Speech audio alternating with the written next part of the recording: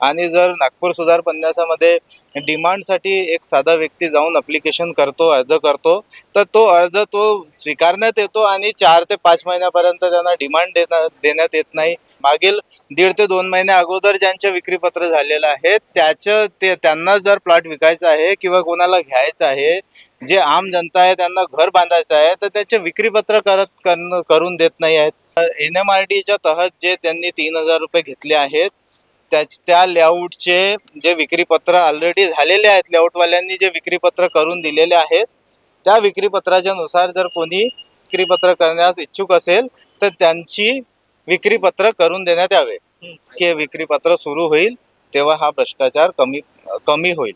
एखादं डॉक्युमेंट आपण रजिस्टर ऑफिसमध्ये लावायला गेलं तर आपल्याकडे भरगच्च पैशाची मागणी केली जाते. आपलं डॉक्युमेंट लावलं जात नाही. तिथे पर्टिक्युलर दलाल लोक सक्रिय आहेत आणि 1-1 लाख रुपये घेऊन 50-50 हजार रुपये घेऊन त्या दलालांची रजिस्ट्री लावली जाते, परंतु एक पर्टिक्युलर वकील लोकांना डावलले जाते. सर, आज रजिस्ट्रीसाठी आपण जे आहे ते निवेदन दिलं आहे, काय मागणी करण्यात आली आहे? आज समाज पार्टी कांशीराम नागपूर जिल्ह्याच्या वतीने आम्ही जिल्हाधिकारी साहेबांना एक निवेदन दिलेलं आहे की ज्या रजिस्ट्र्या नागपूर ग्रामीण विभागातील NMRDAच्या अंतर्गत येणाऱ्या विक्रीपत्र जे आहेत ते बंद करून ठेवण्यात आलेलं आहे आणि नागपूर शहरातही जे विक्रीपत्र आहे ते बंद आहेत. ते बंद म्हणजे असे आहेत की पूर्ण डॉक्युमेंट ते मागतात आणि जर नागपूर सुधार पन्यासामध्ये डिमांडसाठी एक साधा व्यक्ती जाऊन अप्लिकेशन करतो, अर्ज करतो, तर तो अर्ज तो स्वीकारण्यात येतो आणि 4 ते 5 महिन्यापर्यंत त्यांना डिमांड देण्यात येत नाही. इतकं म्हणजे प्रक्रिया जी नागपूर सुधार पन्याची आहे ती खूपच जास्त अतिशय म्हणजे थंड अशी प्रक्रिया आहे आणि NMRDAचे जे लेआउट्स त्याच्या 3-3 हजार रुपये जे घेतलेले आहेत त्या रजिस्ट्र्या बंद केल्या आहेत. जे जुने लेआउट आहे त्यांची ऑलरेडी पहिले येणे झालेलं आहे आणि विक्रीपत्र झालेले आहे. मागील 1.5 ते 2 महिने अगोदर ज्यांचे विक्रीपत्र झालेलं आहे त्यांना जर प्लॉट विकायचा आहे किंवा कोणाला घ्यायचं आहे, जे आम जनता आहे त्यांना घर बांधायचं आहे, तर त्याचे विक्रीपत्र करून देत नाही आहेत आणि तिथे त्यांचं पावर करतात पण विक्रीपत्र करून देत नाही. त्यांना जे पेपर्स लागतात बँकेतून लोन घेण्याकरता ते पेपर्स नसल्यामुळे तिथे ते घर बांधू शकत नाही. आमची मागणी एवढी आहे की NMRDच्या तहत जे त्यांनी 3,000 रुपये घेतले आहेत त्या लेआउटचे जे विक्रीपत्र ऑलरेडी झालेले आहेत, लेआउटवाल्यांनी जे विक्रीपत्र करून दिलेले आहेत, त्या विक्रीपत्राच्या नुसार जर कोणी दुसरे इच्छुक असलेला व्यक्ती विक्रीपत्र करण्यास इच्छुक असेल तर त्यांची विक्रीपत्र करून देण्यात यावे.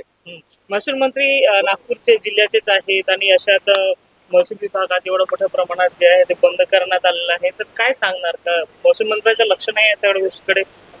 त्या मोठ्या प्रमाणात या भागात भ्रष्टाचार होत आहे. या भागात खूप मोठ्या प्रमाणात भ्रष्टाचार होत आहे आणि हा भ्रष्टाचार तेव्हाच थांबेल जेव्हा सामान्य जनतेला एक रजिस्ट्रीचा जो मार्ग आहे तो खुलेल आणि सामान्य जनतेला घर बांधण्यासाठी मिळेल. आणि माझं याचं म्हणणं आहे, आमच्या सर्वांचं असं मत आहे की विक्रीपत्र सुरू होईल तेव्हा हा भ्रष्टाचार कमी होईल, थांबणार नाही. लक्ष नाही काय सगळ्या बाबतीत? आम्ही आज जिल्हाधिकारी यांच्या मार्फत महसूल मंत्र्यांना सुद्धा निवेदन दिलेलं आहे.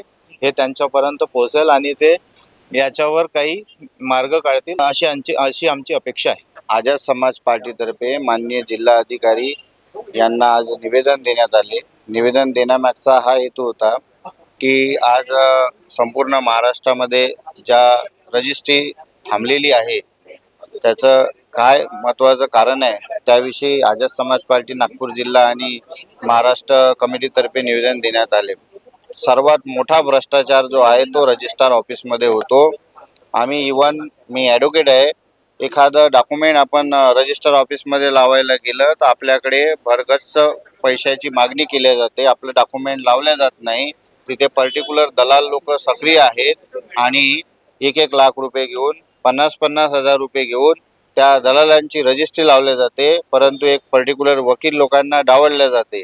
तिथले रजिस्ट्रार ऑफिसचे जे रजिस्ट्रार आहे तिथलं जे परिपूर्ण बाबूपासून सर्वांना तिथे पैसा द्यावा लागतो, त्याच्याशिवाय रजिस्ट्री लागत नाही. म्हणजे हा एक प्रकारे सरकारचा कुठे ना कुठे नाकर्तेपणा आहे. सरकार याकडे दुर्लक्ष करत आहे.